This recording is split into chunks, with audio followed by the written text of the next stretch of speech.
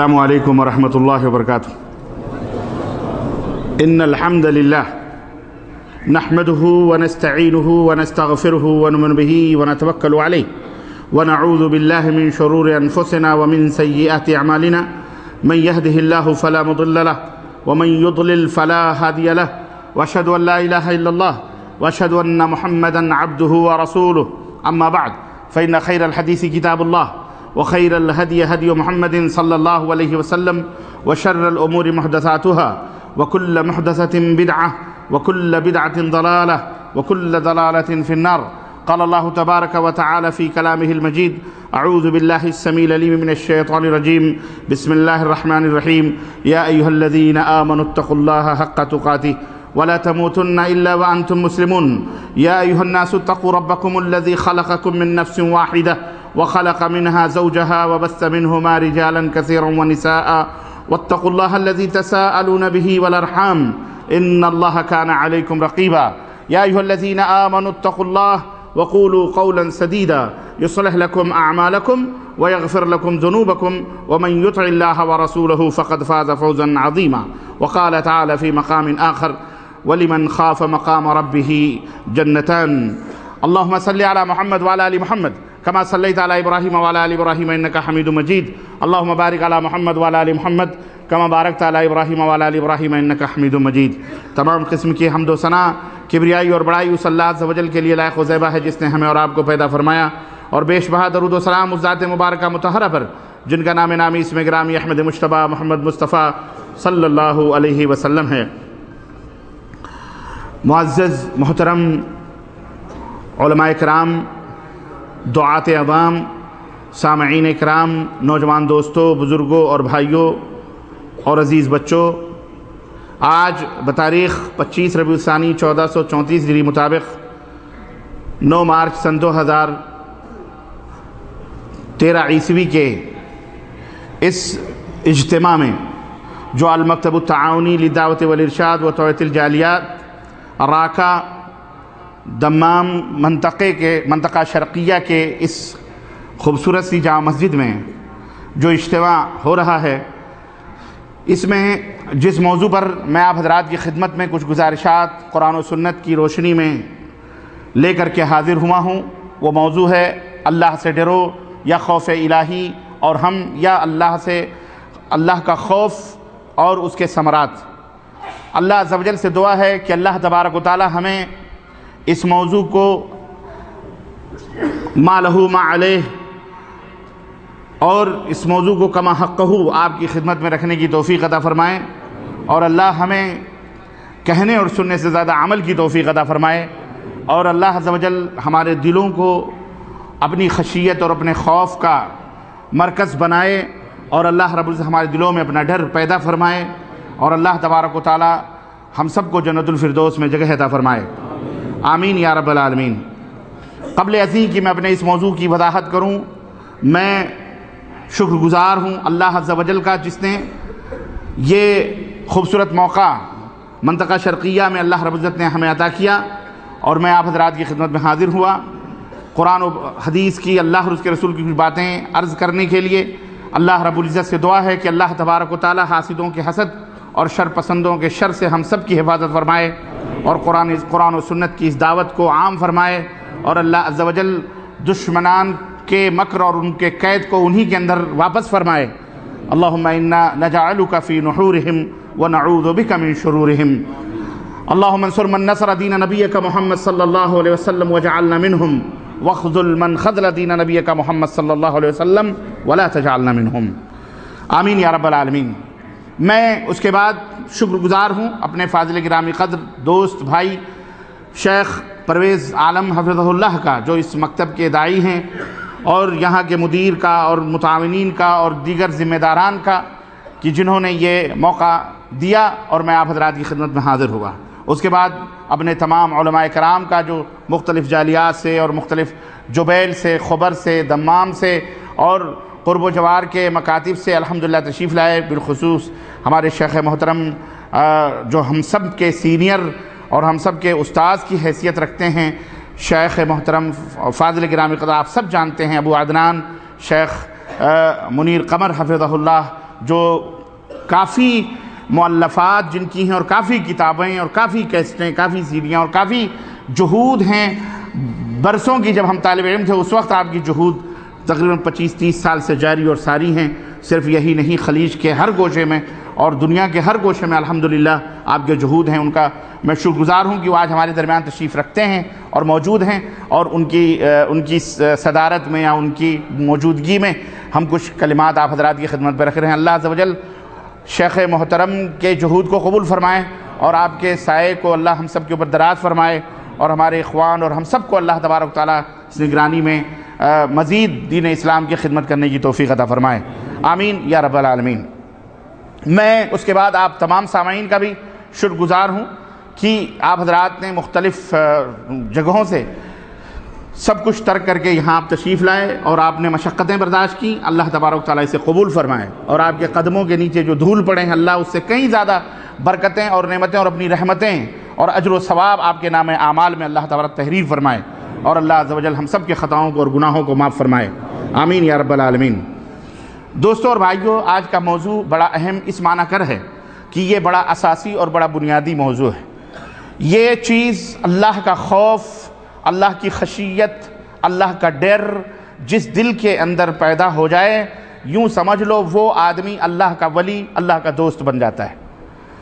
جس کے دل کے اندر اللہ کا ڈر نہیں، جس کے دل کے اندر اللہ کا خوف نہیں، اس کا دل شیطان کی جگہ بنتا ہے، اس کے دل کے اندر شیطان مرکز بناتا ہے، شیطان اپنا سینٹر بناتا ہے، اور اس کے فضل اور اس کے ثمرات اور اس کی برکتیں بے شمار ہیں، اور جن کے دلوں میں اللہ کا خوف نہیں اس کے لیے بہت ساری وعید اور شدید ترین اللہ رب العزت کی تنبیہات ہیں اور اللہ رب العزت کا عذاب ہے۔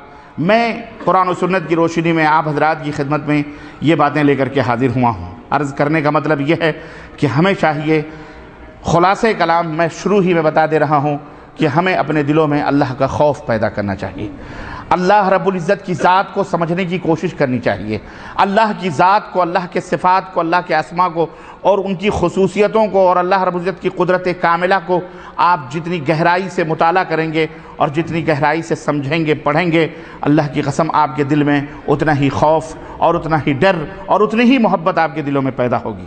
میرے عزیزوں، میرے دوستوں، ڈر پیدا کرنا بہت ضروری چیز ہے، ڈر رکھنا۔ یہ ڈر دو طرح کا ہوتا ہے، یہ بھی میں آپ کو بتاتا چلوں۔ ایک خوف مع الکرہ ہے اور ایک خوف مع الحب ہے۔ خوف، ڈرنا، آپ سانپ سے بھی ڈرتے ہیں، آپ شیر سے بھی ڈرتے ہیں، آپ بچھو سے بھی ڈرتے ہیں، لیکن اور آپ والدین سے بھی ڈرتے ہیں، ماں سے بھی ڈرتے ہیں، باپ سے بھی ڈرتے ہیں۔ کیا میں یہ سوال کر سکتا ہوں، کیا یہ دونوں خوف یا یہ دونوں ڈر برابر ہیں؟ ہرگز نہیں۔ آپ سانپ یا شیر یا بچھو یا جتنی بھی مضر چیزیں ہیں، آپ اس سے جو ڈرتے ہیں، آپ کا وہ ڈرنا اس سے نفرت پہ مبنی ہوتا ہے، مع الکرہ ہوتا ہے، مع العداوہ ہوتا ہے، نفرت کے ساتھ اس سے آپ ڈرتے ہیں۔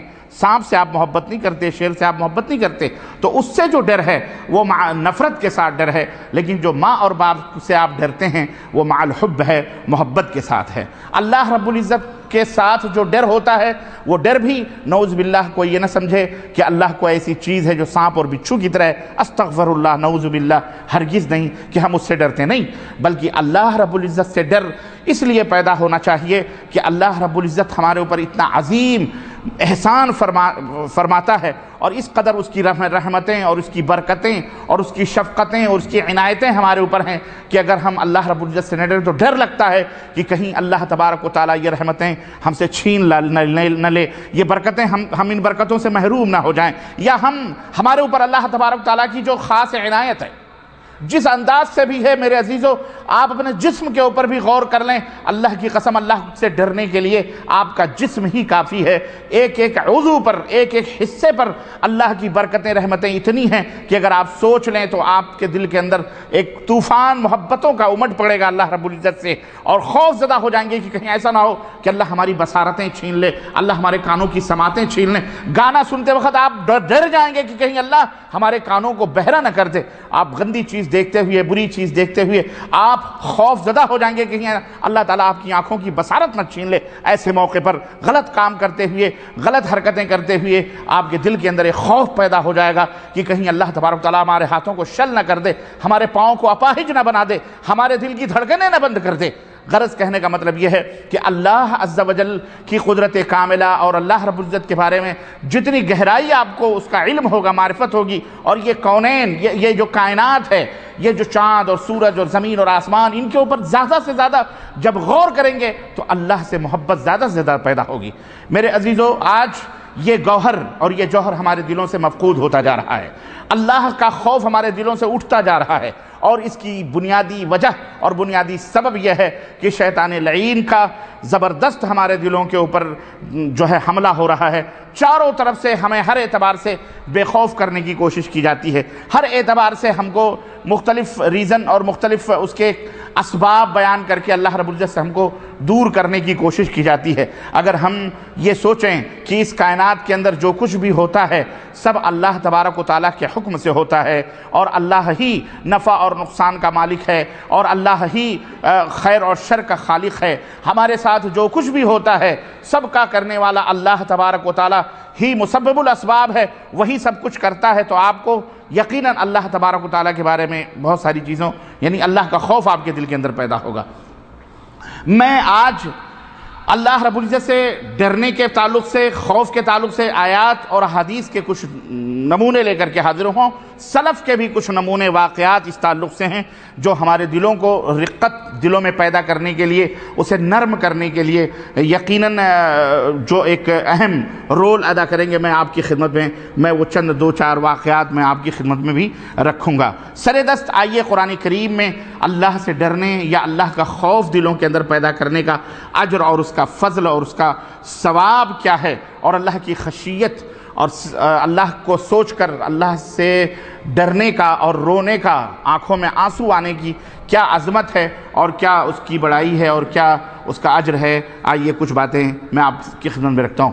رب ذوالجلال کا ارشاد ہے سورہ الرحمن آیت نمبر 46 جو میں نے تلاوت کی، اللہ نے فرمایا وَلِمَنْ خَافَ مَقَامَ رَبِّهِ جَنَّتَانِ وَلِمَنْ خَافَ مَقَامَ رَبِّهِ جَنَّتَانِ، جو شخص اور وہ شخص جو اللہ کے سامنے کھڑے ہونے سے ڈر گیا۔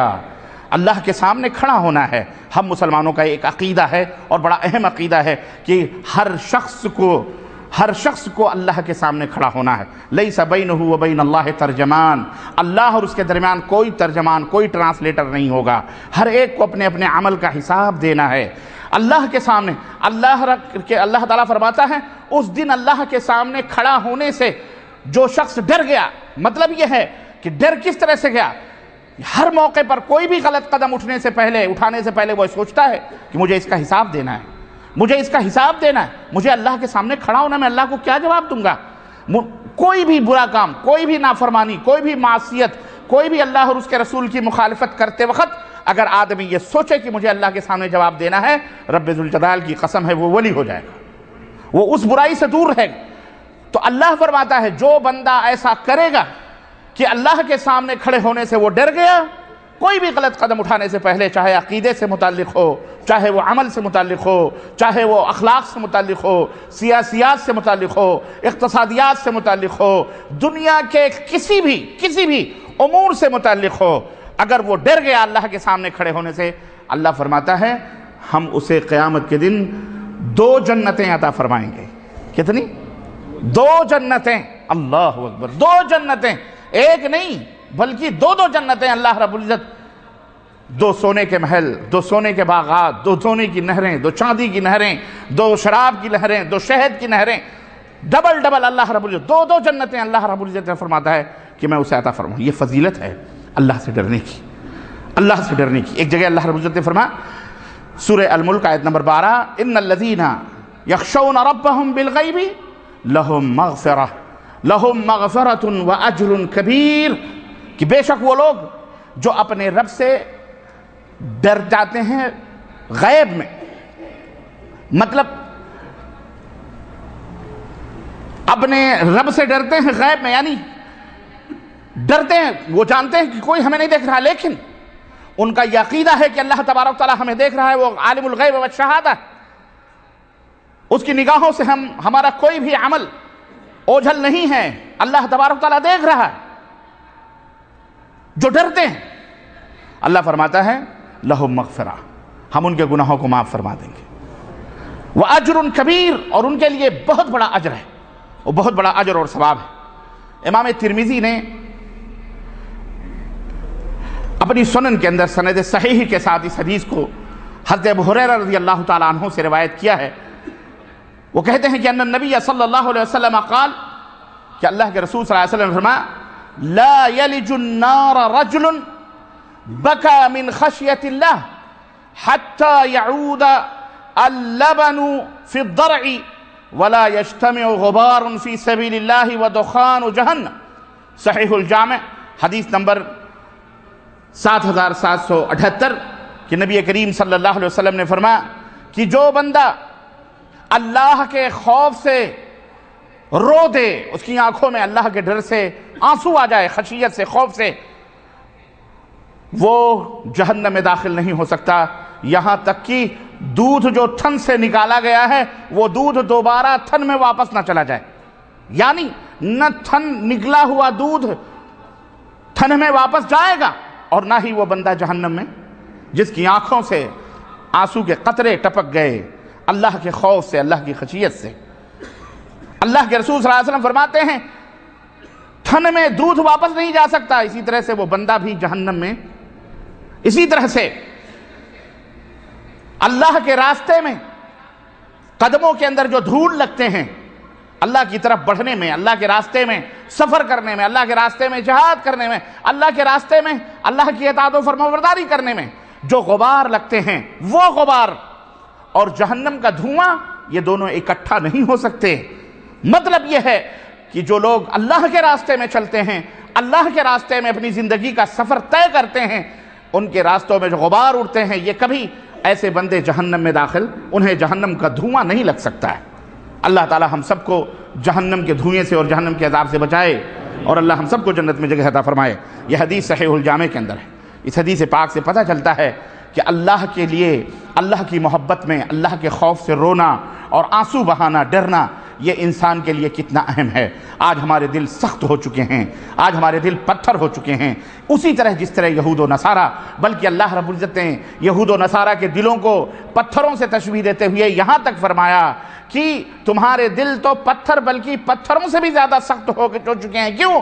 اس لیے کہ پتھروں سے تو کبھی کبھی اللہ کی خشیت اور اللہ کے خوف سے چشمے ابل پڑتے ہیں، پتھر بھی دہل جاتے ہیں، پتھر بھی شق ہو جاتے ہیں، وہاں سے بھی پانی کا چشمہ ابل پڑتا ہے اللہ کی خشیت سے، لیکن تمہارے دل تو اتنے سخت ہو چکے ہیں کہ تمہارے دل میں اللہ کی نہ محبت اور نہ ہی اللہ کا خوف، نہ تمہارے آنکھوں سے آنسو رواں ہوتے ہیں۔ استغفر اللہ۔ تو کہیں ایسا نہ ہو کہ ہمارے دل بھی ان یہودیوں کی طرح ہو جائیں۔ اللہ تعالی ہمیں محفوظ رکھے شیطان کے بلا اور شر سے۔ اسی طرح سے میرے عزیزو، صحیح بخاری اور صحیح مسلم کے اندر وہ حدیث، مشہور حدیث، اللہ اکبر، سبعۃ یظلھم اللہ فی ظلہ یوم لا ظل الا ظلہ۔ اللہ کے رسول صلی اللہ علیہ وسلم نے فرمایا کہ 7 آدمی قیامت کے دن اللہ کے عرش کے سائے کے نیچے ہوں گے، جس دن عرش کے سائے کے سوا کوئی سایہ نہ ہوگا۔ اس دن زمین تابے کی ہوگی، زمین تابے کی ہوگی۔ عبداللہ ابن عباس رضی اللہ تعالیٰ عنہ فرماتے ہیں ایک دوسرے کے قدموں پہ قدم رکھ کر کے لوگ کھڑے ہوں گے، لوگوں کا پسینہ ان کے اعمال کے حساب سے، کسی کا پسینہ پڈلی تک، کسی کا پسینہ رانوں تک، کسی کا پسینہ کمر تک، کسی کا پسینہ چھاتیوں تک، کسی کا پسینہ ان کے ہونٹوں تک۔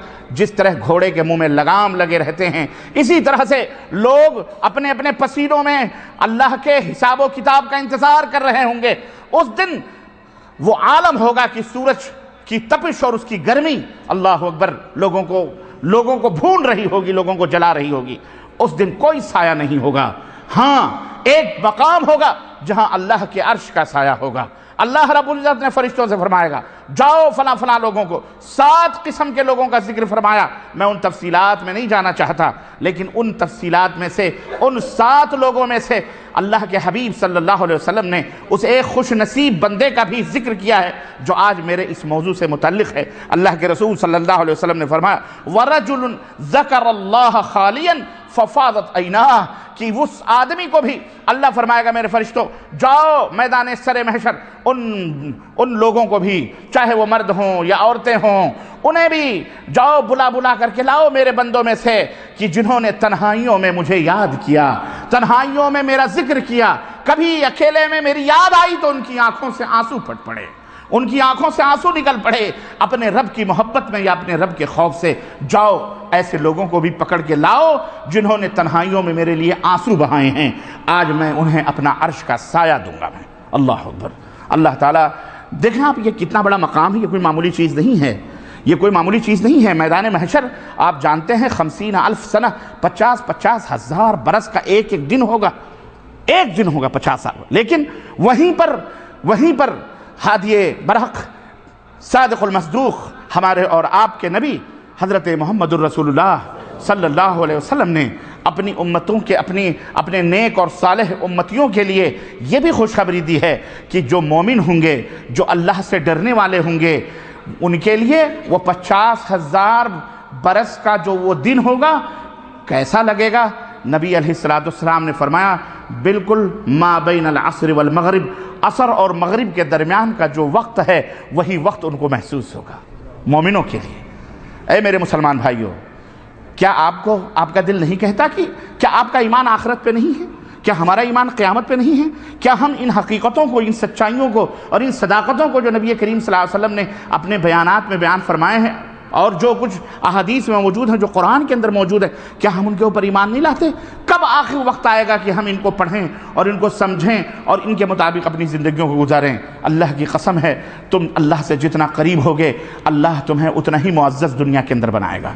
ہم اللہ سے جتنا ہی اللہ کا قرب حاصل کریں گے، اللہ کی قسم دنیا، ہم جتنا ہی اللہ سے خوف کریں گے اور ہمارے دلوں کے اندر جتنی اللہ کا ڈر پیدا ہوگا، ہم سے دنیا اتنی ہی ڈرے گی اور اتنی ہی ان کے دلوں کے اندر ہمارا روب پیدا ہوگا۔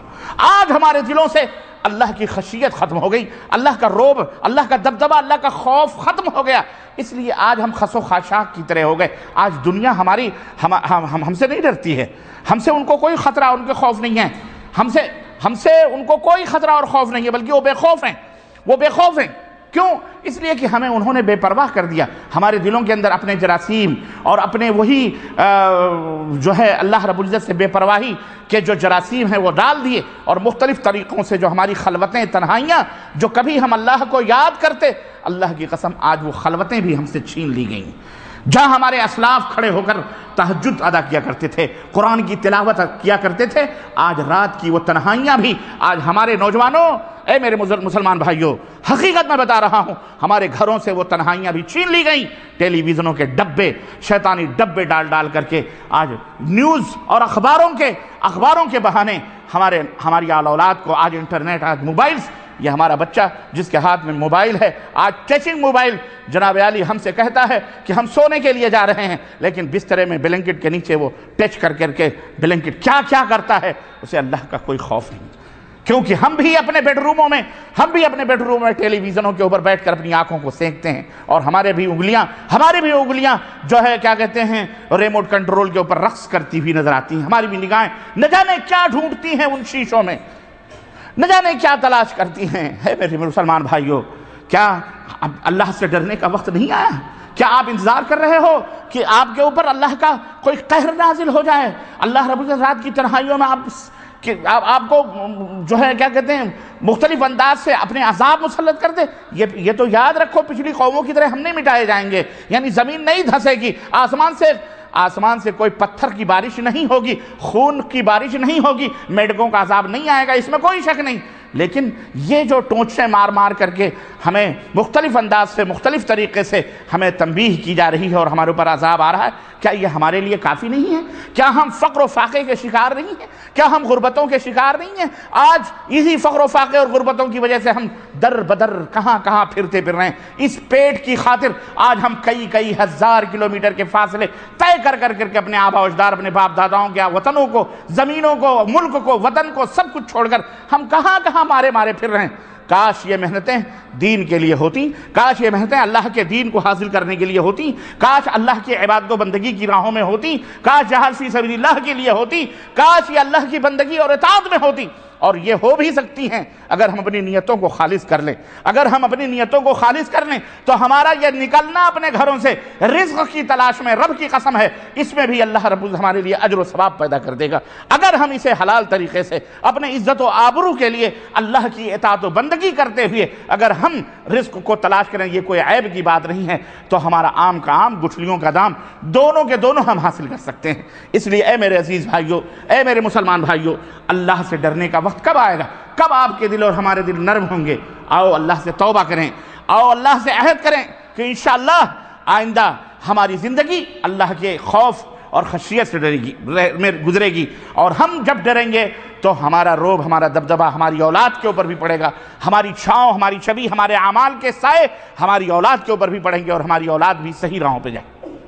اس لیے آج فتنے کا زمانہ بہت شدید طور پر ہمارے معاشرے اور ہمارے سماج کے اوپر یہ حملہ آور ہو چکا ہے، اور فتنے میں ہم سب پڑ چکے ہیں۔ اس فتنے سے بچنے کا ایک ہی طریقہ ہے کہ ہم اللہ کا خوف اپنے دلوں کے اندر پیدا کریں۔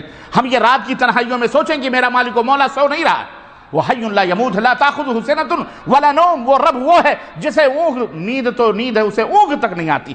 وہ میرا پروردگار ساتوں آسمانوں کے اوپر اس عرش کے اوپر مستوی ہے، جو عرش موجود ہے وہاں اللہ رب العزت وہاں سے ہماری نگرانی فرما رہا ہے۔ وما یلفظ من قول الا لدیہ رقیب عتید، تمہاری زبانوں سے ایک کلمہ بھی نکلتا ہے، رب فرماتا ہے اس کے اوپر بھی ہمارے نگراں موجود ہے۔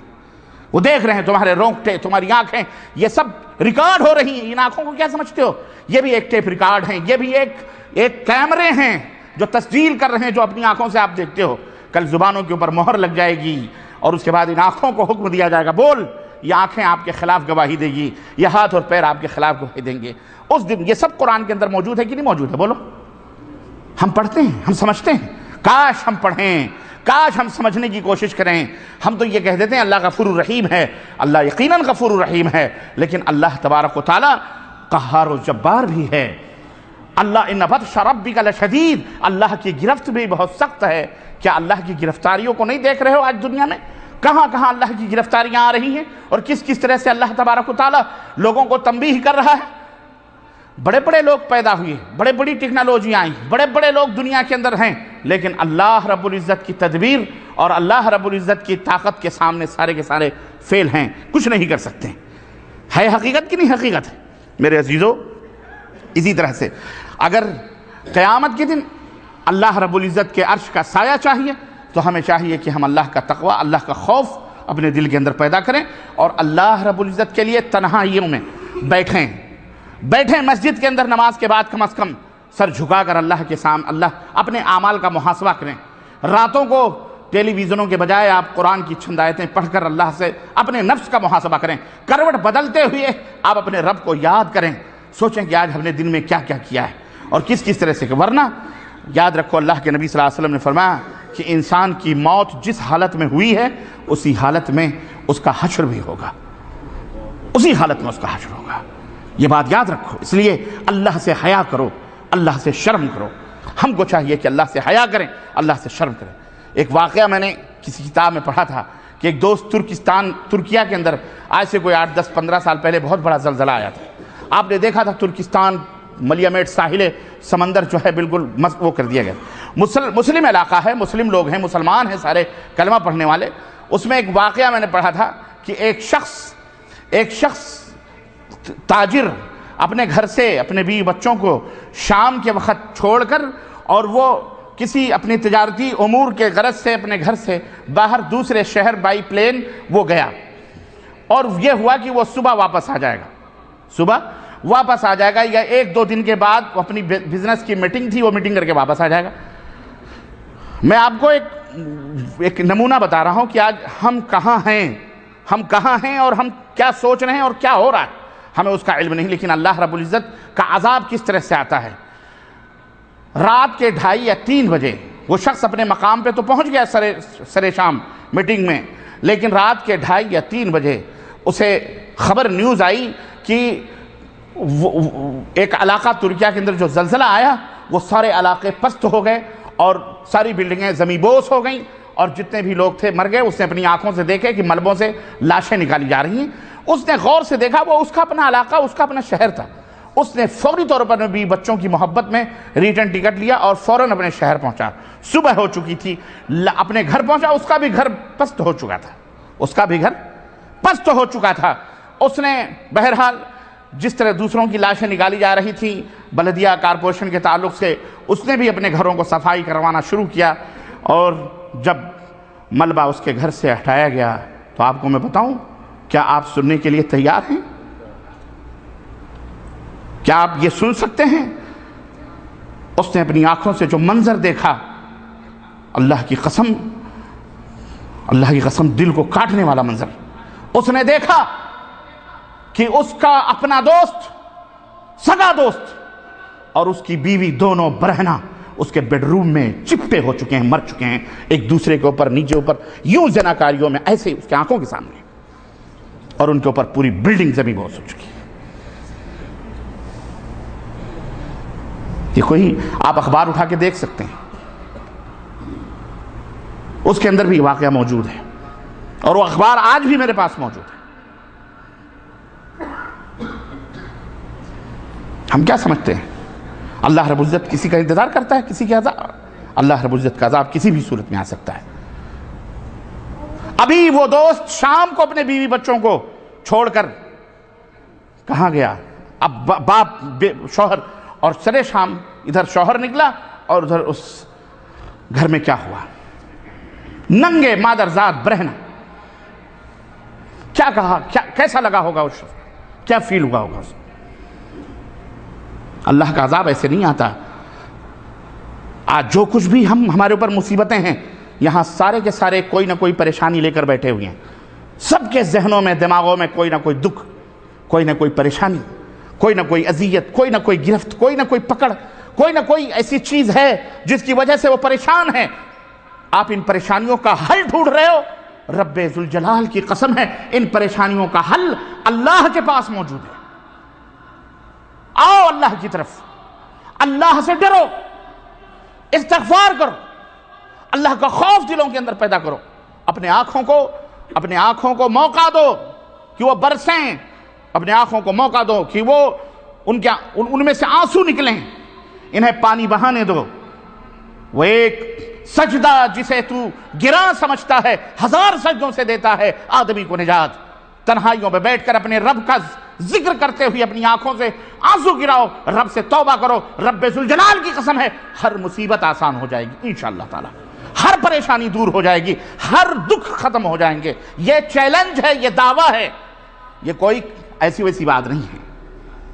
آپ تجربہ کر کے دیکھو، اللہ سے قریب ہو کے دیکھو، اللہ کیا نہیں، اللہ کے پاس سب کچھ ہے، سب کچھ اللہ کے پاس ہے، سب کچھ اللہ کے۔ ہمارے نبی حضرت محمد الرسول اللہ صلی اللہ علیہ وسلم فرماتے ہیں کہ تمہیں جوتے کی نال بھی مانگنی ہے تو کسی کے سامنے ہاتھ پھیلانے کی ضرورت نہیں ہے، اللہ سے مانگو۔ جوتے کے نیچے جو تسمہ ہے، تلوہ ہے، تسمے کو مانگنا ہے، اللہ سے مانگو۔ اللہ سے محبت کر کے تو دیکھو، اللہ سے قریب ہو کر کے تو دیکھو۔ ہم اللہ سے دور نہ جانے کہاں کہاں بھٹک رہے ہیں، تعویذوں میں، گنڈوں میں، مردوں میں، زندوں میں، طلسموں میں، ہاں، بھبوتوں میں، پلیتوں میں، درگاہوں میں، مزاروں میں، سمندروں، تو نہیں کہاں کہاں۔ اور رب تمہارے پاس ہے، تمہارا مالک تمہارے پاس ہے، تم اپنے رب کو بھولے ہوئے ہو۔ تو رب کو جب بھول جاؤ گے، اپنے مالک کو بھول جاؤ گے، تو اللہ بھی تمہیں اسی طرح سے در بدر ہو جاتے ہیں، انہیں جو ایک در چھوڑتے ہیں وہ در بدر ہو جاتے ہیں، رب کا در جو چھوڑتے ہیں وہ در بدر ہو جاتے ہیں۔ اے لوگو، یہ حدیث صحیح بخاری اور صحیح مسلم کے اندر ہے کہ اللہ اس دن اس شخص کو اپنے عرش کا سایہ نصیب فرمائے گا جس دن اللہ کے عرش کے سائے کے سوا کسی کا کوئی سایہ نہیں ہوگا۔ ترمذی کے اندر یہ حدیث بھی حضرت امامہ الباہلی رضی اللہ تعالیٰ عنہ سے روایت کہ ان النبی صلی اللہ علیہ وسلم قال لیس شیء احب الی اللہ تعالی من قطرتین و اثرین، دو قطرے اور دو علامات اور نشانات کے علاوہ اللہ کے نزدیک کوئی بھی شے اتنی محبوب نہیں ہے جتنی محبوب دو قطرے اور دو نشانات ہیں، دو علامات ہیں، دو نشان۔ وہ دو قطرے کیا ہیں؟ قطرۃ دموع من خشیت اللہ، ایک قطرہ وہ جو آنکھوں سے ٹپکے اللہ کے خوف سے، اللہ کے ڈر سے، اللہ کی محبت سے، وہ قطرہ، اور دوسرا وہ قطرہ جو خون کا قطرہ ہے، اللہ کی رضا کے لیے فی سبیل اللہ بہایا جائے، خون کا وہ قطرہ، ایک آنسو کا قطرہ اور ایک خون کا قطرہ، یہ دونوں قطرے اللہ کو سب سے زیادہ محبوب ہیں۔ اللہ کے خوف سے جو آنکھوں سے نکلے اور جو اللہ کے لیے جسم سے جو خون کا قطرہ نکلے وہ اللہ کو زیادہ محبوب ہے۔ اسی طرح سے دو نشانات، فَأَثَرٌ وَأَمَّا الْأَثَرَانِ، رہے دو نشان، وہ کون سے زیادہ محبوب ہیں؟ تو نبی صلی اللہ علیہ وسلم نے فرمایا فَأَثَرٌ فِي سَبِيلِ اللَّهِ تَعَالَى وَأَثَرٌ فِي فَرِيضَةٍ مِّن فَرَائِضِ اللَّهِ تَعَالَى، ایک نشان وہ ہے جو میدان جہاد میں انسان کو لگتے ہیں، ہاتھ کٹ گیا، کان کٹ گئے، ناک کٹ گئی، جو نشان جسم پہ لگتے ہیں، اللہ اکبر، وہ اللہ کو زیادہ پسند ہے۔ اور ایک وہ نشان جو رب کے فرائض میں سے کسی فریضے کو ادا کرنے پر جو نشانات انسان کو لگتے ہیں، اللہ اکبر، وہ نشان چاہے جہاں کہیں بھی ہو، فریضے الہی کے ادا کرنے میں جو لگتے ہیں، اللہ اکبر، وہ اللہ کو سب سے زیادہ پسند ہوتے ہیں۔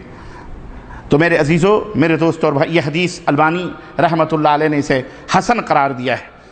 اسی طرح سے اس حدیث کا موضوع سے جو موضع شاہد ہے، جو موضوع سے اس کا اتصال ہے، ربط ہے، وہ یہی ہے کہ اللہ کی خشیت سے جو آنسو نکلتے ہیں وہ اللہ کو سب سے زیادہ محبوب ہوتے ہیں۔ اور اسی طرح ترمذی کے اندر بھی یہ روایت حضرت انس رضی اللہ تعالیٰ عنہ سے حسن سند کے ساتھ مروی ہے کہ نبی کریم صلی اللہ علیہ وسلم دخل علی شاب وہو فی الموت، اللہ کے نبی صلی اللہ علیہ وسلم ایک نوجوان کے پاس آئے اور وہ حالت موت میں تھا، سکرات اس کے اوپر حالت سکرات تھی، پہنچے، فقال کیف تجدک، موت کا یہ لمحہ ہے، تجھے کیا محسوس ہو رہا ہے، تو اپنے آپ کو کیا محسوس کر رہا ہے؟ قال واللہ یا رسول اللہ انی ارجو اللہ و انی اخاف ذنوبی، تو اس نوجوان نے کہا اے اللہ کے رسول، میں اللہ سے مغفرت کی امید بھی رکھتا ہوں اور میں اپنے گناہوں سے کی وجہ سے اللہ سے ڈرتا بھی۔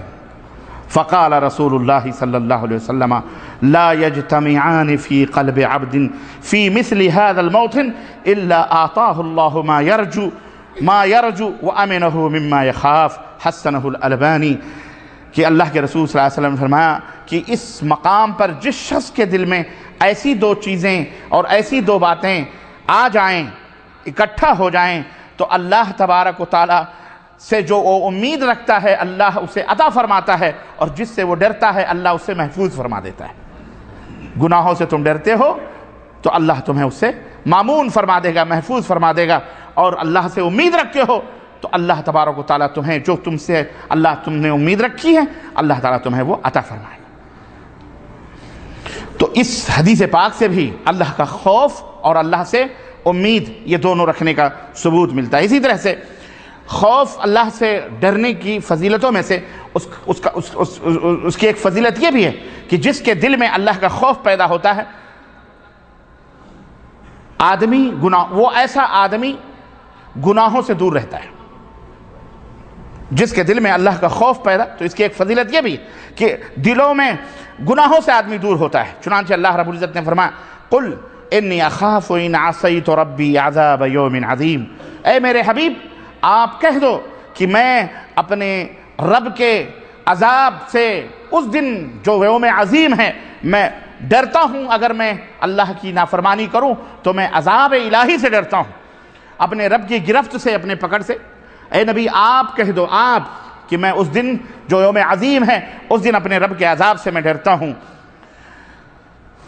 اسی طرح سے بعض سلف نے فرمایا کہ اذا سکن الخوف فی القلب، اگر دل کے اندر اللہ کا خوف پیدا ہو جاتا ہے، احرق موضع الشہوات منہ، تو تمام جو شیطانی شہوات ہیں اللہ کا خوف دل میں ہوگا تو وہ ساری شہوتیں جل بھن کے ختم ہو جاتی ہیں۔ یعنی اللہ کا خوف ہوگا یا آپ کے دلوں کے اندر شیطانی شہوات اور نفسانی خواہشات ہوں گی؟ اللہ کا خوف ہوگا تو یہ شیطانی شہوات اور شیطانی خواہشات جو ہے دلوں سے دور ہو جائیں گے۔ تو ایک سبب گناہوں سے دور رہنے کا اللہ کا خوف ہے۔ اسی طرح اللہ کے خوف سے عمل کے اندر اخلاص پیدا ہوتا ہے، یعنی جو آدمی اللہ کا خوف رکھتا ہے، ڈر رکھتا ہے، اس کا وہ عمل جو ہوتا ہے وہ خالصتاً اللہ عز و جل کے لیے ہوتا ہے۔ یہ بھی ایک فضیلت ہے۔ اسی طرح سے اللہ کا خوف یہ عبادتوں کے اندر بلند ہمتی اور قوت اور طاقت عطا فرماتا ہے۔ جس دل کے اندر اللہ کا خوف ہوتا ہے وہ اللہ کی عبادتوں میں انہماک اور انشغال اور بلند ہمتی پیدا ہوتی ہے۔ چنانچہ اللہ رب العزت نے فرمایا تتجافى جنوبهم عن المضاجع يدعون ربهم خوفا وطمعا ومما رزقناهم ينفقون، سورہ سجدہ آیت نمبر 16۔ اللہ رب العزت نے فرمایا کہ جو مومنین ہوتے ہیں اللہ کے خوف سے ان کے پہلو ان کے بستروں سے الگ ہوتے ہیں۔ جب لوگ خواب خرگوش کی نیند لے رہے ہوتے ہیں وہ اپنے بستروں سے ہٹ کر اللہ کے بارگاہ میں سجدہ ریز ہوتے ہیں، وہ کھڑے ہوتے ہیں، اللہ سے دعا کرتے ہیں، استغفار کرتے ہیں، خوفا وطمعا، خوف کرتے ہوئے اور اللہ رب العزت سے امید بھی رکھتے ہوئے، اور اللہ فرماتا ہے جو ہم نے انہیں دیا ہے اس میں سے اللہ کی راہ میں خرچ بھی کرتے ہیں۔ تو جو لوگ اللہ سے ڈرتے ہیں ان کی عبادتوں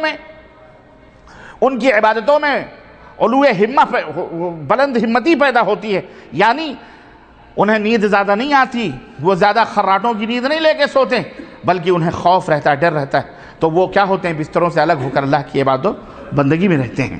اسی طرح سے حضرت ذوالنون مصری کہتے ہیں کہ لوگ راہ ہدایت پر اس وقت تک قائم و دائم رہتے ہیں جب تک ان کے دلوں میں اللہ کا خوف ہوتا ہے۔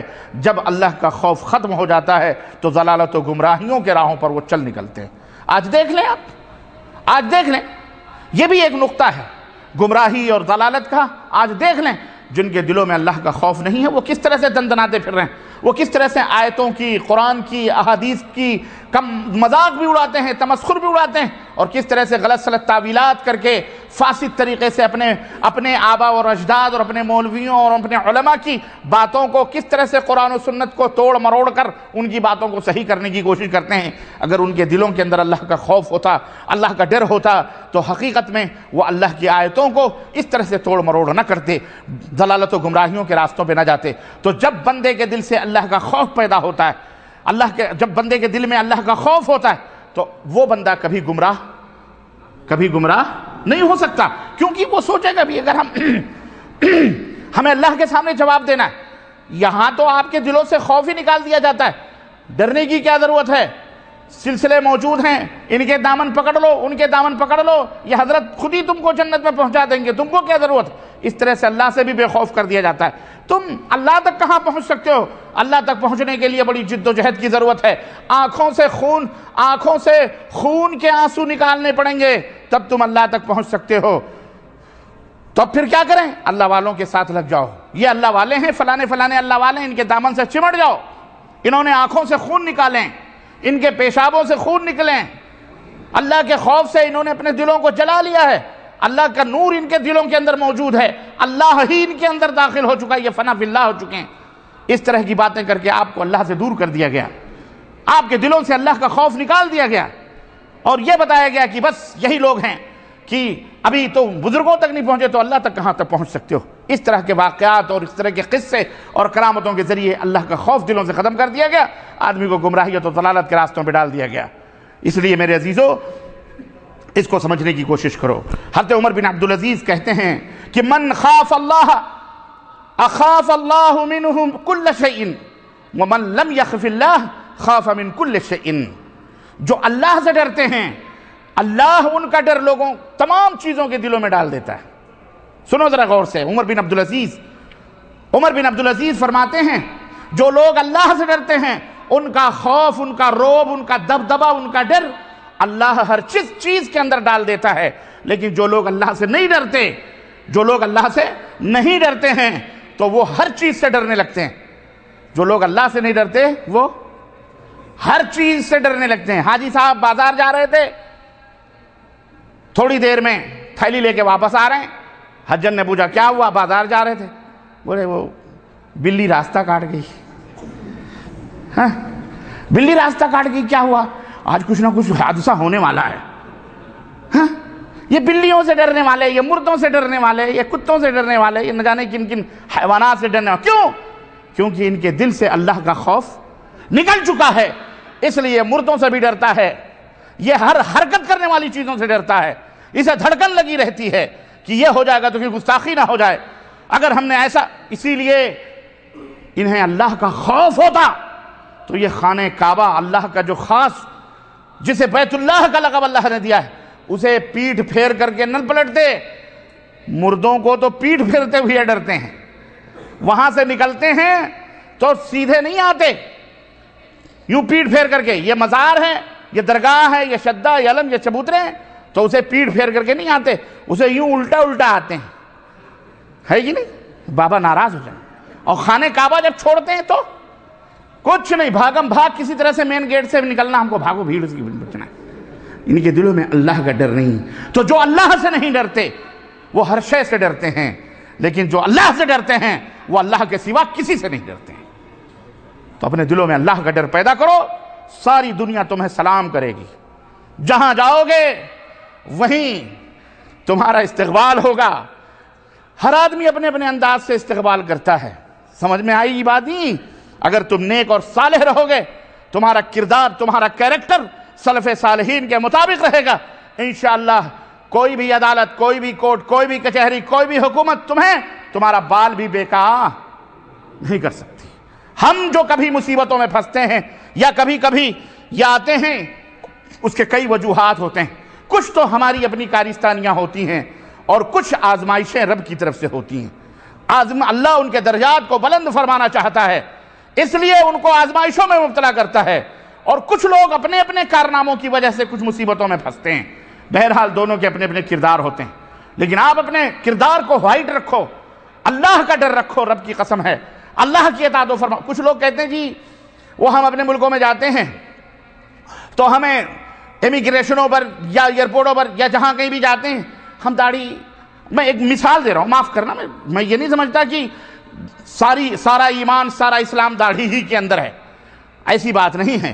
بلکہ اسلام میں داڑھی ہے, اسلام میں داڑھی ہے, داڑھی میں اسلام نہیں ہے. بہت سارے داڑھی لوگوں کو ہم نے دیکھے ہیں جو کہاں کہاں بے آبرو کرتے پھرتے ہیں اپنی داڑھیوں کو. میں ایسے لوگوں کی بات نہیں کرتا, لیکن میں ایک بات کرتا ہوں, یہ اور بات ہے بدنام کرنے والے کر لیں وہ الگ چیز ہے. لیکن میرے عزیزو, بہت سارے لوگ یہ کہتے ہیں کہ جی داڑھی رکھنے سے بڑی مصیبتیں آتی ہیں, پولیس تنگ کرتی ہے, فلانا کرتی ہے, یہ کرتی ہے. ارے بھئی پولیس کا اپنا کام ہے, وہ بیچاری ملک اور اپنے وطن کی حفاظت کے لیے, سیکورٹی کے لیے, وہ بیچاری اپنے بچت کے لیے یہ تمام سب انتظامات کرتی ہے. کہ کیونکہ کل کو کوئی حادثہ ہوا تو پولیس ہی کے سر مصیبت آتی ہے, اس لیے وہ حفظ ما تقدم کے تحت وہ جانتی ہے کہ جناب یہ داڑھی والے کہیں کہیں کچھ نہ کچھ گیم کھیل جاتے ہیں, اس لیے خاص نظر عنایت کر دیتے ہیں. لیکن اگر آپ کا کردار وائٹ ہے تو آپ کو بڑی عزت کرتے ہیں, ایسی کوئی بات نہیں, بڑی عزت سے آپ سے ملتے ہیں. اما داڑھی نہیں ہوگی تو چماٹ اپنی طرح دیکھ کر کے مار دے گا, لیکن اگر چہرے پہ داڑھی ہے تو ہمت نہیں کرے گا تماچا اٹھانے کی. یہ بات یاد رکھو, کیونکہ اگر اس کا کوئی برادر دیکھ لیا تو پھر اس کی وردی بھی اتروا سکتا ہے. پولیس ایسی نہیں ہوتی کہ ہر ایک آدمی کے ساتھ بدتمیزی کرے. ہم اگر اسلام کے ساتھ صحیح رہیں گے, ہمارا معاملہ اسلام کے ساتھ صحیح رہے گا, اسلامی نظام اور قانون کے تحت ہم اگر اللہ کے فرمانبردار رہیں گے, اللہ کے خوف سے ہمارا پورا کردار اللہ کے خوف کے پیکر میں ڈھلا رہے گا, تو انشاءاللہ دنیا کی کوئی طاقت ہاتھ اٹھانے سے پہلے 1000 مرتبہ سوچے گی انشاءاللہ تبارک تعالیٰ. اس لیے مت ڈرو کہ ہم داڑھیاں مڑا لیں. داڑھیاں مڑا لو گے تو کوئی خوف ان کے دل میں نہیں رہے گا, کوئی ڈر نہیں رہے گا. ہمارا کردار مجروح ہوگا. کیا بغیر داڑھی والے جو ہے کیا کہتے ہیں ٹیررسٹ اور دہشت گردیوں میں نہیں پھنسے ہیں, پکڑے گئے, کتنے پکڑے گئے بیچارے صرف داڑھی والے. ابھی ہمارے جالیات حائل کا ایک بیچارہ نیا مسلمان, 15-20 سال ہوا مسلمان ہوئے اس کو, ابھی وہ اپنی بیوی کو لے کے آ رہا تھا. وہ بجائے حیدرآباد سے آنے کے وہ پونا آ گیا. پونا جانتے مصیبت کا شہر ہے نا، خاص عنایت وہاں۔ اب دوسری غلطی اس نے کیا کری، اٹیچی رکھا وہاں اور گیا باہر فون کرنے، ایئرپورٹ میں اٹیچی چھوڑ کر وہ باہر جا کے 15 منٹ فون، جب تک وہ واپس آئے، جب تک پورے چاروں طرف سے ملٹری نے اٹیچی گھیر لی۔ کس کی اٹیچی ہے یہ؟ اب وہاں کوئی نہیں ہے تو کون بتائے کس کی اٹیچی؟ یہ آیا وہاں سے فون کر کے، اب دیکھا تو وہاں پولیس، کہا یہ کس کی اٹیچی؟ اب اس کی بیچارے کی داڑھی بھی ماشاءاللہ تبارک اللہ، کہا یہ ارے خلاص اس کو پکڑو، یہ تم نے اٹیچی یہاں کیوں چھوڑی ہے، کیا بات ہے؟ کہا کچھ نہیں، میں یہاں رکھ کر کے گیا تھا فون کرنے کے لیے۔ بولے تو اپنے ساتھ کیوں نہیں لے کے گیا؟ کچھ پولیس والے کہنے لگے کہ اس کو ڈال دو اندر، خلاص اس کی تفتیشات جاری۔ اس کی بیچارے کی پلین ہے، فلائٹ ہے، اس کی بیوی اندر پش ہو گئی ہے خطامے کے ویزے پر، اندر چلی گئی پلین میں، اور اس کو یہاں گرفتار پکڑ لیا گیا۔ کچھ لوگوں نے کہا یہ، کچھ لوگوں نے کہا یہ، بہرحال تفتیشات ہوئی، کیا کیا ہوا، دوسرے میں اس کی فلائٹ بھی بیچارے کی چلی گئی۔ ایک دوسرا آیا، کوئی جو ہے آفیسر آیا، اس نے کہا یہ بڈھا آدمی ہے، کس کو مارے گا، جانے دو اس کو، خام خواہ تم لوگ تنگ کر۔ وہ بھی ایسے نہیں بولتے کہ جانے دو اس کو، بڈھا ہے کس کو مارے گا، پوری نچوڑ کر کے وہ آخری فیصلہ وہ دیتا ہے اوپر والا، مطلب پولیس آفیسر جو ہوتا ہے۔ جب جان جاتے ہیں کچھ، وہ بیچارہ مدراس کا آدمی، اس کو کیا مشکل۔ المہم کسی بھی طرح اس کو بامبے سے بہرحال وہ پہنچ گیا۔ المہم ہم نے کہا تو اللہ کا شکر ادا کر کہ تو کم از کم بچ گیا، ورنہ تجھے تو اندر ہی ڈال دیتے۔ تو بلکہ کسی نے کہا یہ بڈھا ہے لیکن 10 کو مار کے مرے گا، اس کی داڑھی دیکھو۔ وہ بولا نہیں یہ بے ضرر آدمی، اس کو جانے دو، کچھ نہیں، اس کی اٹیچی میں کچھ نہیں۔ المہم کہنے کا مطلب یہ ہے کہ اب اس کی داڑھی وڑی دیکھ کر کے پولیس والوں نے اس کو عزت دی، تم کم مسلمان، اور وہ نیا مسلمان بھی تھا، یہ بھی مصیبت تھی اس کے لیے، لیکن الحمدللہ اس کا کریکٹر وائٹ تھا، کچھ بھی نہیں تھا اس کے ساتھ، بھولا بھالا سیدھا سادہ بیچارہ مسلمان، تو اس کے ساتھ کیا کوئی کرے گا؟ تم ہزار ہیر پھیر کرو، لیکن کہیں نہ کہیں کچھ نہ کچھ نقطے ایسے ہوتے ہیں ہمارے ساتھ جس کے اندر ہم ملوث ہوتے ہیں، اس وجہ سے ہمارے اوپر یہ شک کی اور دیگر سوئیاں چلتی ہیں۔ ہمیں چاہیے کہ ہم اسلام کے طریقے سے اپنی زندگی کو اللہ کے تقوی اور خوف کے ساتھ گزاریں، تو انشاءاللہ تعالی کچھ بھی نہیں ہو سکتا ہے۔ ہم دنیا سے ڈریں گے تو دنیا ہمیں ڈرائے گی، ہم اللہ سے ڈریں گے تو ساری کائنات ہم سے ڈرے گی۔ آپ یہ نا اس لیے نہ اسلام کو چھوڑو کہ دنیا استغفر اللہ تمہیں تانے دیتی ہے، تشنیع کرتی ہے، کچھ بھی نہیں۔ دنیا تو دنیا ہے، یہ مرے ہوئے جانور سے بھی، سڑی ہوئے بدبودار حیوان سے بھی بدتر یہ دنیا ہے میرے عزیزوں، میرے مسلمان بھائیوں۔ بہرحال تو اللہ کا خوف جو ہوتا ہے دلوں کے اندر، وہ اس کا مقام اور مرتبہ یہ ہوتا ہے۔ اور اسی طرح سے اللہ کا خوف قبولیت دعا کے اسباب میں سے ایک سبب ہے۔ آپ اللہ سے ڈرو گے تو اللہ تعالیٰ آپ کی دعاؤں کو قبول فرمائے گا۔ آپ اپنے باپ سے ڈرو گے تو باپ کی تعظیم کرو گے تو جو کہو گے جبھی تو باپ آپ کی بات، ایک مثال میں دے رہا ہوں۔ تو اللہ سے ڈرنے سے کیا ہوتا ہے؟ ہماری دعاؤں کے اندر قبولیت پیدا ہوتی ہے۔ ہم دعا مانگیں گے، اللہ ہم کو عطا فرمائے گا۔ آج ایک سبب ہم اللہ سے دعا بھی کیسے کیسے مانگتے ہیں، اللہ اکبر۔ آپ خود غور کر لیں، آپ خود جائیں کل سے مسجدوں کے اندر دیکھیں لوگ کیسی دعائیں ہمارے ملکوں کے مانگتے ہیں۔ ہاتھ یوں پھیلائے رہیں گے، گھڑی دیکھیں گے، ادھر دیکھیں گے، ادھر دیکھیں گے، یہ دیکھیں گے، مرکہ دیکھیں گے، امام دیکھیں گے، ایسے دعا قبول ہوتی ہے۔ آپ سے کوئی اگر شخص آئے اور کہے کہ مولانا منیر قمر صاحب ہے، مولانا مجھے 10 روپے دے دو، میرا منہ ادھر ہے اور میں ہنسوں، مولانا 10 روپے دے دو، مولانا کھینچ کے تماچا ماریں گے، بیوقوف آدمی ہے، مانگنے کا صحیح مانگ، یہ ایسا کیسے مانگ رہا ہے تو مولانا 10 روپے، ایسے کوئی 10 روپے دیتا ہے؟ ہم آپس میں ایک مثال سمجھیں اللہ سے۔ میرے بھائیوں، جو مانگنے کا سلیقہ ہے اس طرح مانگو۔ در کریم سے بندے کو کیا نہیں ملتا؟ غزوہ بدر کے موقع پر پیغمبر اسلام نے گھٹنے ٹیک دیے، گھٹنے ٹیک کے رب کی بارگاہ میں کھڑے ہو، گھٹنوں پہ اللہ سے دعا مانگ رہے ہیں، چادر مبارک آپ کے جسم مبارک سے اتر رہی ہے، ابو بکر سیدھے کر رہے ہیں، رب کے بارگاہ میں گریہ وزاری کے ساتھ گڑ گڑا رہے ہیں، تب اللہ نے آسمان سے فرشتے بھیجے۔ ہم چاہتے ہیں کہ یوں ٹھنڈے پیٹ اللہ کی مدد آ جائے، ایسے نہیں ہوتی، ایسے نہیں ہوتے۔ اللہ کی مدد آتی ہے، اللہ کی مدد چاہیے تو تم اللہ کی مدد کرو، اللہ سے مانگو اس طرح سے جس طرح سے مانگنے کا طریقہ ہے، ساری غربتیں، ساری پریشانیاں انشاءاللہ دور ہو جائیں گے انشاءاللہ تعالی۔ اسی طرح سے اللہ کا خوف جس کے دل کے اندر ہوتا ہے وہی کلام اللہ سے نصیحت حاصل کرتے ہیں۔ اللہ رب العزت نے قرآن کریم کے اندر ارشاد فرمایا اللہ رب العزت نے قرآن کریم کے اندر فذکر بالقرآن من یخاف وعید کہ انہیں نصیحت کرو جو اللہ سے ڈرتے ہیں اور اللہ کے وعیدوں سے ڈرتے ہیں. وہی لوگ وہی لوگ نصیحت بھی حاصل کرتے ہیں, وہی لوگ قرآن کو سمجھتے بھی ہیں جن کے دلوں کے اندر اللہ کا خوف ہوتا ہے اور ڈر ہوتا ہے. اسی طرح اگر غلبہ چاہتے ہو, دشمنوں کے اوپر نصرت چاہتے ہو, فتح چاہتے ہو, تو رب کا خوف اپنے دلوں کے اندر پیدا کرو. یہ بھی ایک سبب ہے. اللہ رب العزت نے فرمایا قال رجلان من الذين يخافون انعم الله عليهم ادخلوا عليهم الباب. اللہ اکبر. اللہ رب العزت نے فرمایا کہ دو آدمی جن کے اوپر اللہ رب العزت نے انعام کیا تھا, دو آدمی ان میں سے جو اللہ سے ڈرتے تھے, اللہ نے جن کے اوپر انعام کیا تھا, انہوں نے کیا کہا اپنی قوم سے, جاؤ اس شہر کے اندر داخل ہو جاؤ, اللہ پہ بھروسہ کرو, اگر تم مومن ہو تو انشاءاللہ تم ہی غالب رہو گے. مطلب یہ ہے کہ اللہ کا خوف دل کے اندر پیدا ہوگا تو دشمنوں پر غلبہ کون عطا فرمائے گا؟ اللہ. توکل کرو اللہ پر, ایمان رکھو, اللہ کا ذکر کرو اور ڈٹ جاؤ, اللہ تبارک تعالیٰ تمہیں غالب کرے گا انشاءاللہ تبارک تعالیٰ. ہتھیار وہ اقبال نے کہا تھا کہ مومن ہے کافر ہے تو شمشیر پہ کرتا ہے, کافر ہے تو شمشیر پہ کرتا ہے بھروسہ, اور مومن ہے تو بے تیغ بھی لڑتا ہے سپاہی. اللہ اکبر. مومن ہے تو نبی کائنات نے لڑتے لڑتے حضرت عکاشہ ابن محصن غزوہ بدر کے موقع پر ہوا گیا, تلوار ٹوٹ گئی, نبی کائنات کی خدمت میں حاضر ہوئے جھوپڑی میں, جو اللہ کے نبی جہاں اللہ سے دعا کر رہے تھے, کہنے لگے آقا مارتے مارتے کافروں کو تلوار ٹوٹ گئی. آقا علیہ السلام نے کھجور کی ٹہنی نکالی اور کہا جاؤ اس کھجور سے ان کی مرمت کرو.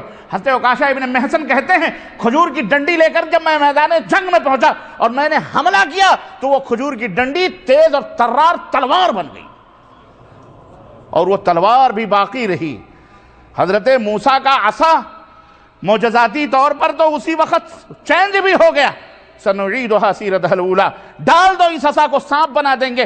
سانپ بنا, کہا خذھا, پکڑ لے اسے, پھر ہم پلٹا دیں گے. موسیٰ نے پکڑا, پھر وہ سانپ کیا ہو گیا. لیکن نبی کائنات نے جو عصا دیا تھا صحابی رسول کو, جو تلوار بنی, پھر بدل کر کے وہ اللہ اکبر ڈنڈی نہ ہوئی, وہ تلوار ہی رہی.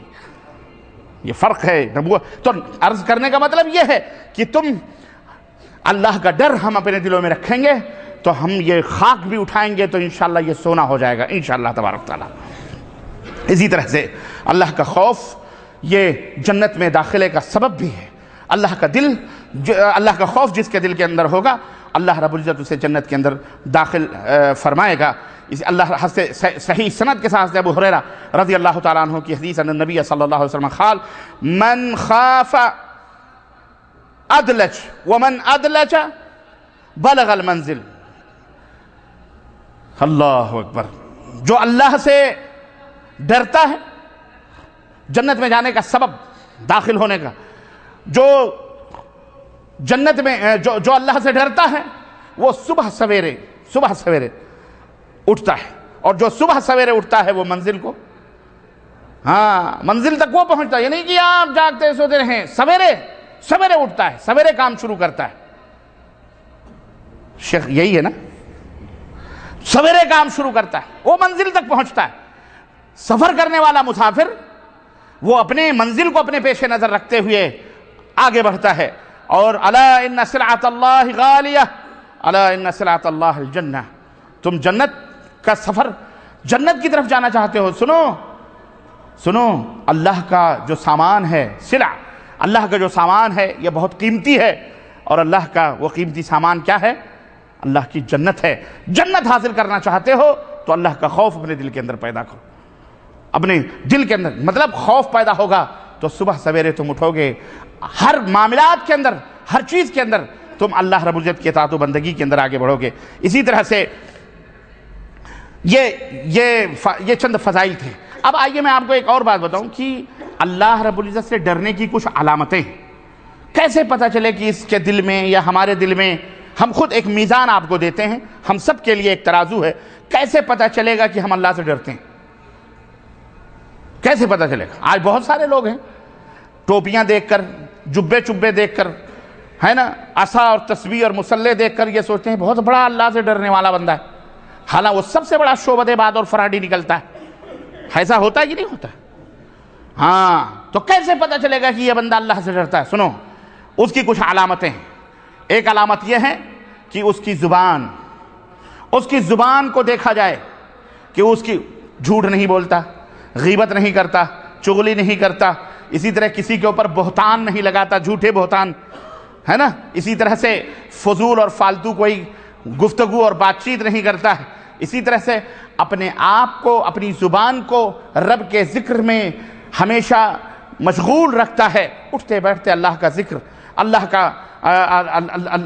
کی حمد و ثنا، تلاوت کلام پاک، اور اسی طرح سے علم اور عمل، علم کے مذاکرے اور کتابوں کے درس اور دروس ہمیشہ جاری رکھتا ہے۔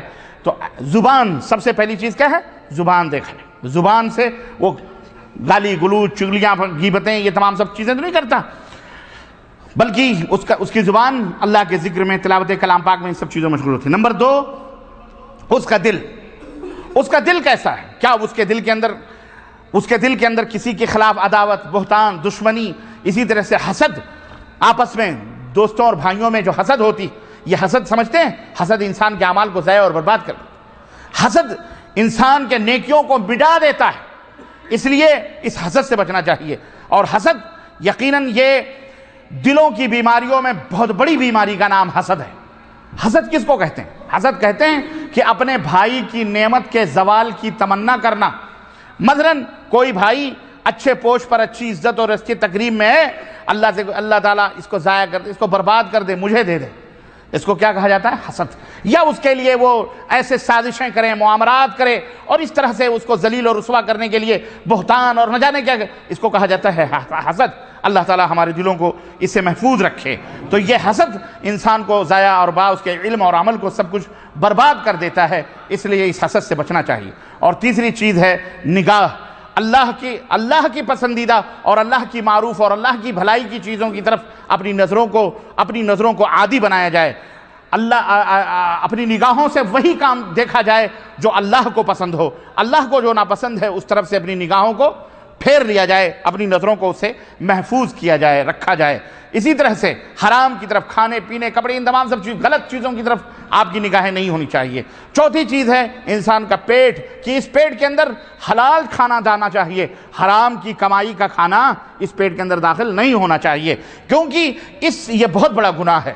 حرام کھانے سے انسان کا عمل ضائع اور برباد ہو جاتا ہے۔ اسی طرح سے پانچویں چیز ہے انسان کا ہاتھ، یہ ہاتھ صرف اللہ کے خیر اور بھلائی کی طرف بڑھنے چاہیے، حرام چیزوں کی طرف ہاتھ نہیں بڑھنے چاہیے۔ اللہ کی اطاعت اور فرمانبرداری میں آپ کا قدم اٹھنا چاہیے، آپ کا پیر اٹھنا چاہیے، دراز ہونا چاہیے۔ اللہ کے خیر اور اللہ کے فرمانبرداری اور اللہ کی نافرمانی میں ہرگز آپ کے قدم نہیں اٹھنے چاہیے۔ اسی طرح سے انسان کی اطاعت اور فرمانبرداری، کہ آپ کی کس کی اطاعت اور فرمانبرداری کرتے ہیں؟ کیا اللہ اور اس کے رسول کی اطاعت و فرمانبرداری کر رہے ہیں، یا کسی انسان یا کسی بندے کی اطاعت و فرمانبرداری کرتے ہیں؟ اگر بندہ اللہ اور اس کے رسول کی اطاعت و فرمانبرداری کرتا ہے تو یہ سمجھا جائے گا کہ یہ اللہ تبارک و تعالیٰ سے ڈرتا ہے، اور اس کے دل کے اندر خشیت اور خوف موجود ہے۔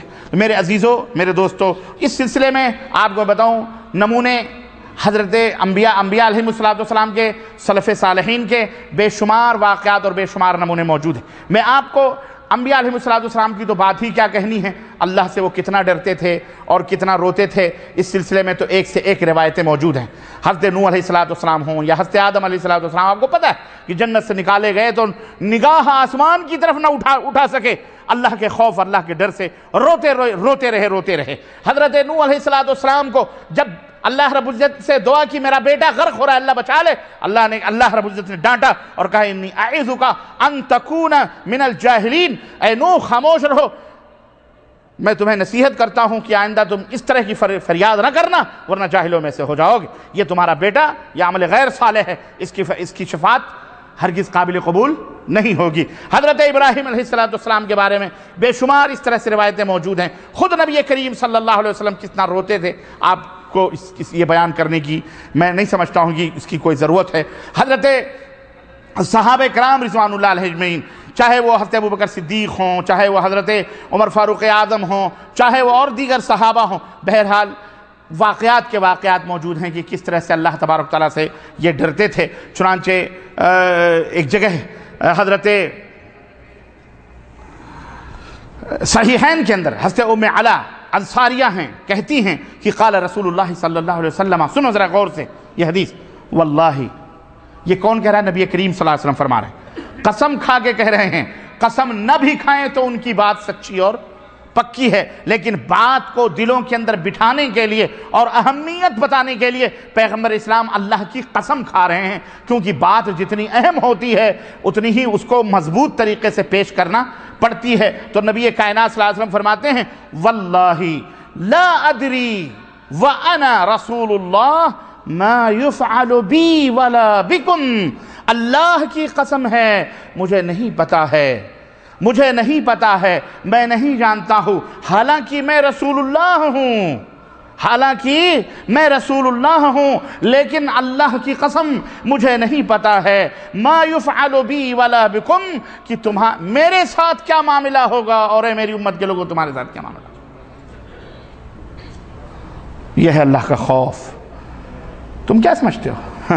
ہمارے یہاں تو یاروں نے تو اللہ تو جب ان کے گدا بھر دیتے ہیں سامان، جب ان کے گدا بھر دیتے ہیں شاہان زمانہ کی جھولی، محتاج کا جب یہ عالم ہے، مختار کا عالم کیا ہوگا؟ اپنے اپنے مردوں سے سب کچھ لے لیتے ہیں۔ نبی کریم صلی اللہ علیہ وسلم تو بہت دور کہاں، ہاں کیا کیا اختیارات اور کیا کیا تصرفات دے دے کر کے تسلی لے کے بیٹھے ہوئے ہو۔ یہ اللہ کا ڈر ہے۔ یہ دیکھو اللہ، 3 آدمی اللہ کے نبی صلی اللہ علیہ وسلم کی ازواج مطہرات میں سے کسی کے پاس آئے، پوچھا اللہ کے نبی کی عبادتوں کے بارے میں۔ امہات المومنین کسی نے بتایا کہ اللہ کے نبی یہ کرتے ہیں، یہ کرتے ہیں، یہ کرتے ہیں، کرتے ہیں۔ حدیث کے الفاظ ہیں، انہوں نے اس کو چھوٹا سمجھا کہ وہ تو نبی صلی اللہ علیہ وسلم ہیں، وہ تو رسول ہیں، وہ تو سوئیں بھی، وہ جاگیں بھی، وہ بیوی بچوں کے ساتھ رہیں، ان کا کیا مسئلہ ہے؟ وہ تو بخشے بخشائیں، ہم تو گنہگار ہیں۔ ایک نے کہا میں ہمیشہ روزہ رکھوں گا، کبھی روزہ نہیں توڑوں گا۔ ایک نے کہا میں کبھی شادی نہیں کروں گا، بیوی کے پاس نہیں جاؤں گا۔ ایک نے کہا راتوں کو میں سوؤں گا نہیں۔ میں تقوی کی اور خشیت الہی کی میں مثال دے رہا ہوں۔ ہرگز ہرگز پوری رات کھڑے ہو کر عبادت کرنا یہ نبی کی سنت نہیں ہے، یاد رکھو۔ پوری رات کھڑے ہو کر یا ایک ایک ٹانگوں کے اوپر کھڑے ہو کر عبادت کرنا یہ نبی کی سنت، یا الٹے منہ کنویں کے اندر لٹک جانا یہ نبی کی سنت، یا گولر یا جھاڑ کے پیڑ کھڑے ہو کر رب کی عبادت کرنا یہ اللہ کے نبی کی سنت۔ میں وہ تقوی کا اور اللہ کی خشیت کے یہ نمونے جو آپ کو کرامتوں کے نام پر لوگوں کے کتابوں کے اندر موجود ہیں اور تم کو بتایا جا رہا ہے، نہ تم کر سکتے ہو، نہ نومن تیل ہوگا نہ رادھا ناچے گی، نہ تم الٹے منہ کنویں میں جا سکتے ہو، نہ تم ولی اللہ بن سکتے ہو۔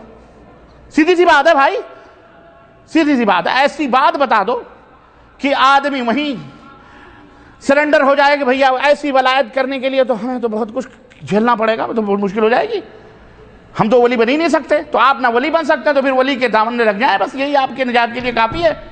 تو یہ طریقے پورے بتائے گئے ہیں کہ ایک صاحب تھے، وہ 7 دن شیخ حمام نہیں جاتے تھے، ہگنے موتنے بند، 7 دن۔ کیا ہوا؟ حمام جاتے ہیں تو انوار الہی نظر آتے ہیں۔ لیجئے صاحب، ایسے ایسے واقعات، غیر فطری چیزیں، اعوذ باللہ استغفر اللہ، کیا دیو مالائی کہانیاں بیان کر کے ولایت کا اور جناب علی اللہ سے دوستی کے طریقے۔ میں آپ کو خوف الہی کے وہ نمونے بتا رہا ہوں کہ بتاؤ میرے نبی سے بڑھ کے اللہ سے ڈرنے والا کوئی تھا؟ میں اس حدیث کے حوالے سے میں یہ بات بتانا چاہتا ہوں کہ وہ تینوں آئے، ازواج مطہرات سے پوچھا، سوال کیا، اور یہ قسمیں کھا کر کے گئے، اور نبی کی بیویوں میں سے اللہ کے نبی کو خبر دی گئی کہ ایسے ایسے کچھ لوگ آئے تھے، اللہ کے نبی منبر پہ کھڑے ہوئے، انہوں نے کہا لوگو سنو، بہت زیادہ پرہیزگار بننے کی کوشش مت کرو، تم میں کون ہے جو مجھ سے زیادہ پرہیزگار ہے؟ تم میں کون ہے جو مجھ سے زیادہ اللہ کے بارے میں علم رکھتا ہے؟ تم میں کون ہے جو مجھ سے زیادہ اللہ سے ڈرنے والا ہے؟ تم میں کون ہے جو اللہ سے سب سے زیادہ مجھ سے محبت کرنے والا ہے کوئی؟ بولو۔ اللہ کے نبی سے زیادہ کوئی معرفت، کوئی طریقت، کوئی حقیقت اللہ کے بارے میں جاننے والا ہے؟ اللہ کے نبی سے کوئی زیادہ اللہ سے ڈرنے والا؟ اللہ کے نبی سے زیادہ کوئی اللہ سے محبت کرنے والا؟ اللہ کے نبی سے اللہ کی حقیقت کو کوئی سب سے زیادہ جاننے والا؟ ہرگز کوئی نہیں ہے، نہ پیدا ہوگا، نہ قیامت تک کوئی پیدا ہو سکتا ہے۔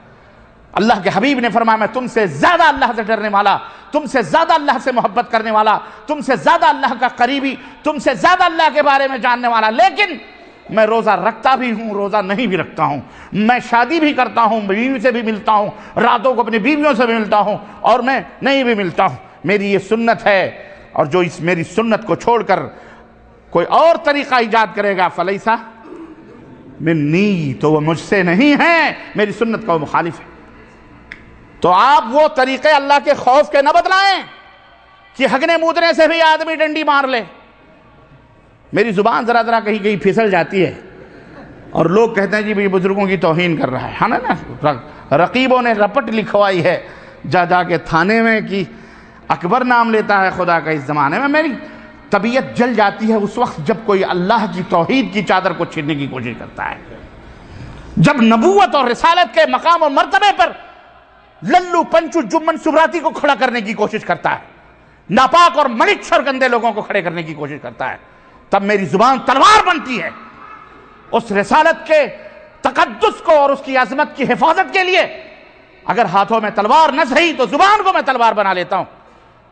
بڑی تکلیف ہوتی ہے، تکلیف ہمارے اللہ کو نہیں ہوتی جب تم ایسے ایسے للو پنچو کو نبوت کے مقام پہ لے جا کے کھڑا کرو گے، اللہ کے نبی سے زیادہ جاننے والا بیان کرو گے، اللہ کے نبی سے زیادہ علم رکھنے والا اور اللہ سے محبت کرنے والا بیان کرو گے۔ اللہ کے نبی نے فرمایا نہیں۔ کسی نے کہا ہمارے بزرگ تو وہ تھے کعبے کی چھت پر ایک ٹانگ کے اوپر پوری رات نماز پڑھی۔ ہم نے کہا لعنت اللہ علی الکاذبین، اللہ کی لعنت ہو جھوٹوں پر۔ اگر وہ بزرگ تھے، اگر وہ ولی تھے تو نبی کی سنت کے مخالف نہیں ہو سکتے، لیکن تم نے کس کس کو کیا کیا کہاں کہاں بنایا۔ بہرحال اللہ تعالیٰ ان سے نپٹے گا۔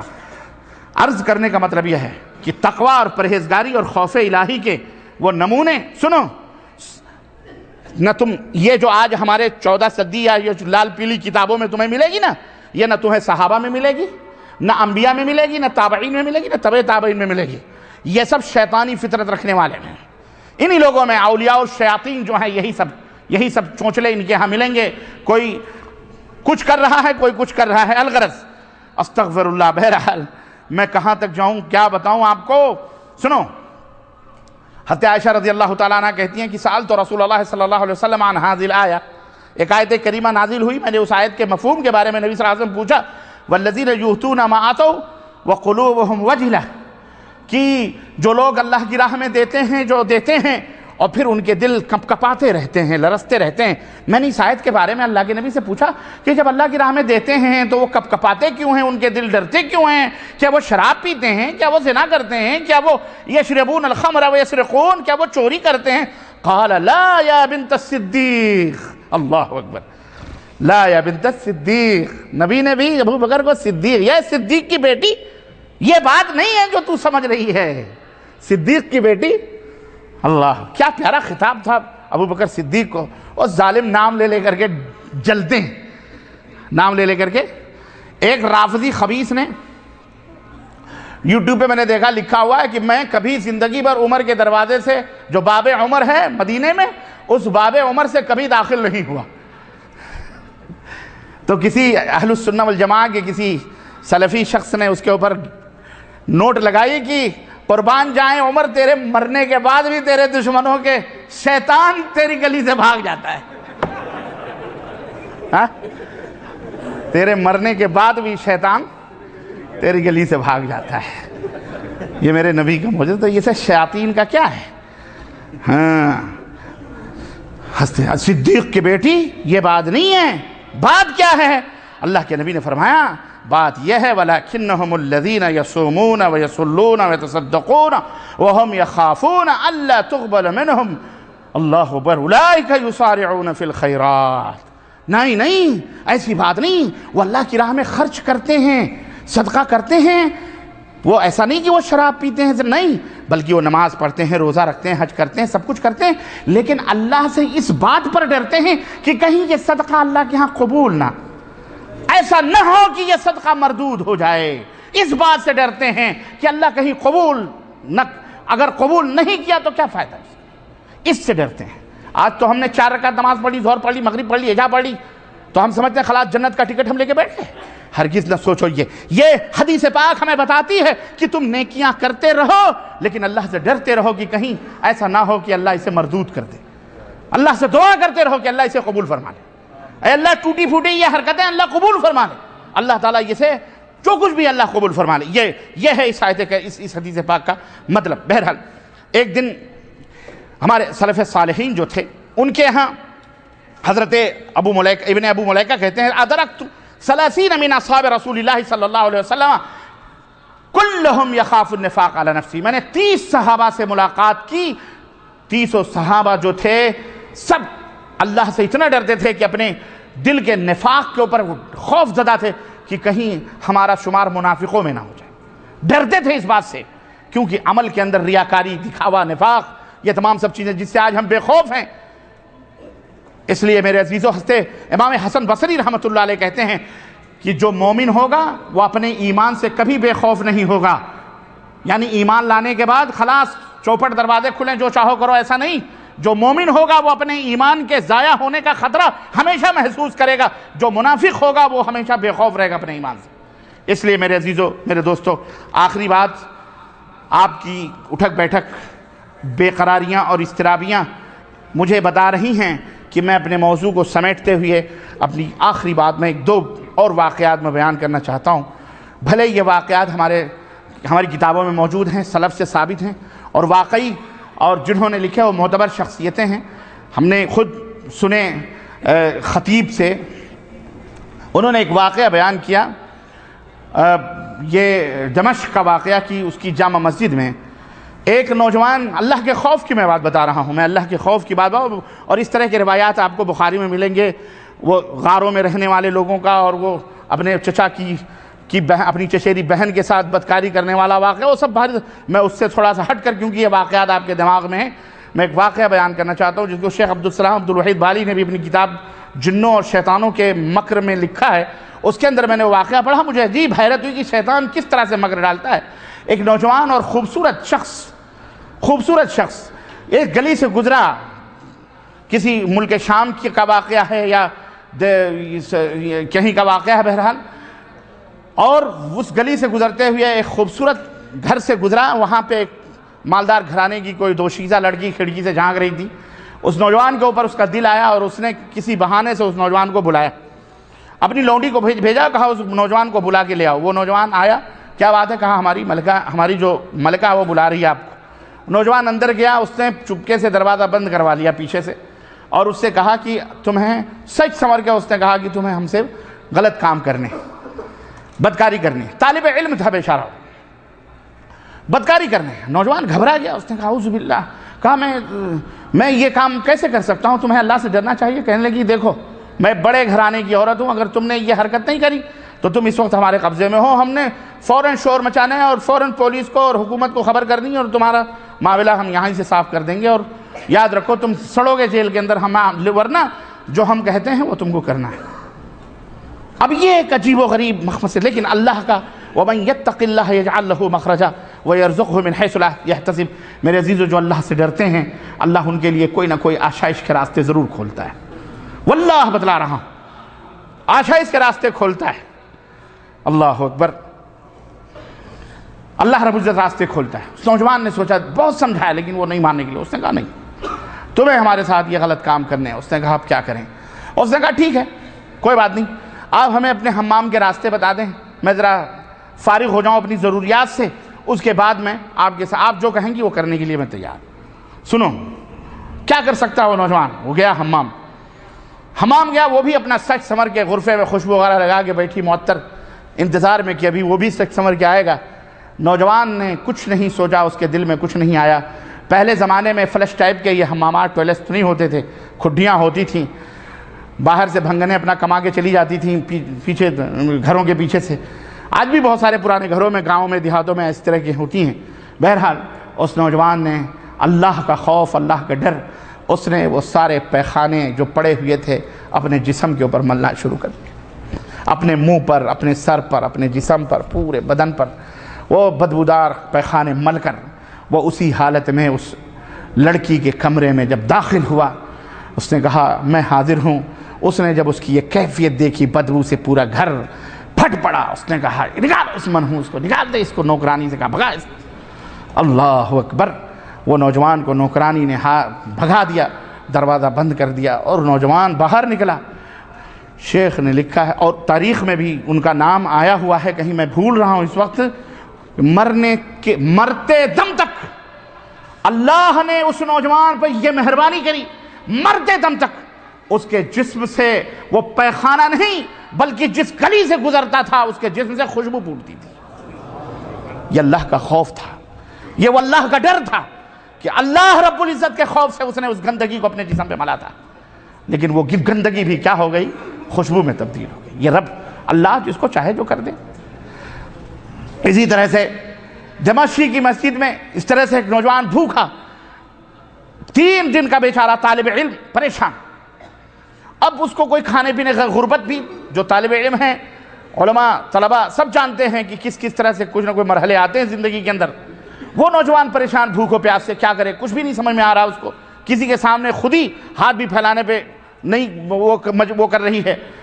اس نے مسجد کی چھت کے اوپر چڑھ گیا وہ، اور چڑھ کر کے وہ ادھر ادھر اس نے نظر دوڑائی، اس کو کچھ سمجھ میں نہیں آیا تو دیکھا کہ ایک گھر سے کوئی دھواں اٹھ رہا تھا، اس گھر کی چھت پر گیا تو اس کو خوشبو سی کھانے لگی، بھوک نے اس کو مجبور کیا، اور وہ شخص اس گھر کے اندر داخل ہوا چوری کی نیت سے، طالب علم وہ گیا اور دیکھا کہ سوریا کی ایک خاص ملک شام کا ڈش ہے، بیگن اور کچھ چیزیں ملا کر کے اس کو بنائی جاتی ہیں، وہ چیز وہ پتیلے میں پک رہی تھی اور کچن خالی تھا، گھر میں کوئی بھی نہیں تھا۔